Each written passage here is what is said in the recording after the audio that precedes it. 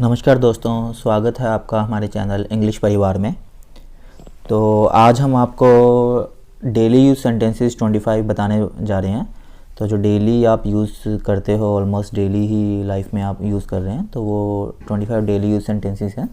और कुछ सेंटेंसेस में हमने, जैसे हिंदी में एक हम वर्ड बोल रहे हैं, एक सेंटेंस बोल रहे हैं, तो उसको इंग्लिश में जैसे दो तरीके से अगर हम उसको बोल सकते हैं, तो वो दो तरीके कौन से हैं। कई सेंटेंसेस को हमने तीन तरीके से भी बताया हुआ है, तो सेम मीनिंग है, बट कई सेंटेंसेस को हम एक या दो या तीन तरीके से बता सकते हैं, तो हमने वो सेम बताया हुआ है। तो आप ध्यान से वीडियो में बने रहिए और पूरा वीडियो देखें और अच्छे से समझें। सो फर्स्ट सेंटेंस है, मेरी तरफ से प्लीज़ माफ़ी मांग लेना। Please apologize on my behalf. इसको हम दूसरे तरीके से इंग्लिश में कैसे बोल सकते हैं? Please apologize from my side. Next है, इससे क्या फ़र्क पड़ता है? What difference does it make? या फिर इसको हम ऐसे भी बोल सकते हैं, what a difference it makes. दोनों ही सही हैं, आप कोई भी सेंटेंस यूज़ कर सकते हो। वो जल्दी उठता है, ही वेक्स अप अर्ली, और ही राइजेस अर्ली। वह जल्दी उठने वाला व्यक्ति है, he is an early riser. ये देखिए आप दोनों सेंटेंस में जो लास्ट था वो जल्दी उठता है और यह वह जल्दी उठने वाला व्यक्ति है। थोड़ा सा इसमें टेंस का चेंज आ गया ना, तो वैसे ही इंग्लिश में भी ये थोड़ा सा चेंज हो जाता है। नेक्स्ट इज, वो देर से उठता है, तो इसको हम कैसे बोल सकते हैं? ही वेक्स अप लेट, और दूसरा तरीका है he gets up late, and third way is he is late riser. ठीक है। फिर नेक्स्ट है, वह देर से उठने वाला व्यक्ति है, उसको हम बोलेंगे he is a late riser.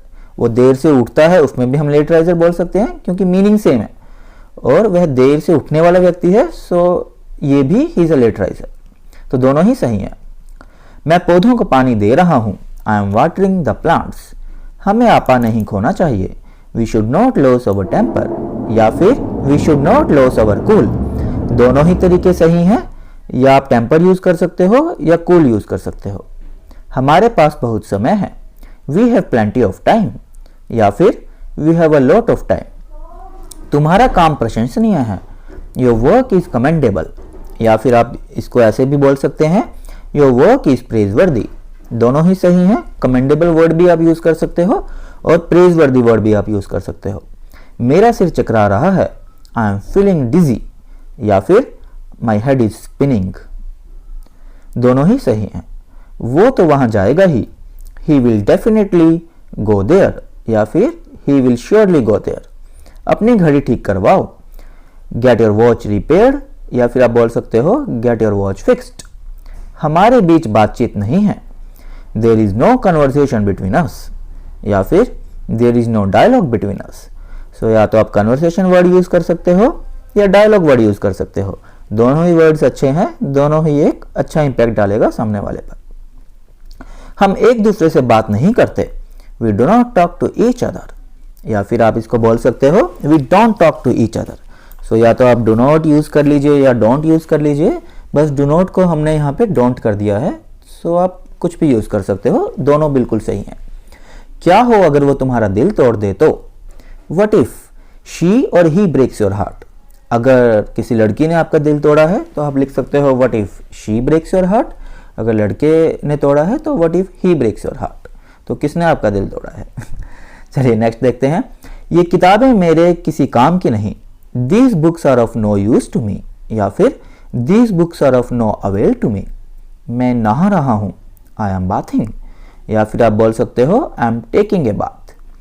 मैं आपको समझा रहा हूँ, I am making you understand.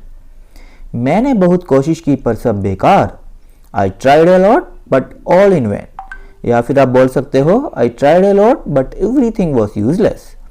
मैं ये दिल से करना चाहता हूँ, तो इसको आप तीन तरीके से बोल सकते हो।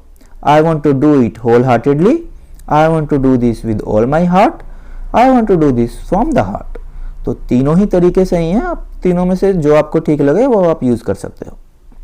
तो आप तीनों ही अच्छे से समझ लीजिए, तो आप जब चाहे आप जो कुछ भी यूज़ कर सकते हो इसमें, तीनों में से तीनों सही हैं। मैं आज वहाँ जाने वाला हूँ, I am suppose to go there today, या फिर I am going there today. ये कपड़े छोटे हो गए हैं, these clothes have become smaller. आपकी चप्पल उल्टी पड़ी है। Your slipper is lying upside down. आपकी चप्पल अंदर बाहर पड़ी है। Your slipper is lying inside out. आपने चप्पलें उल्टी पहन रखी हैं। You are wearing slippers upside down.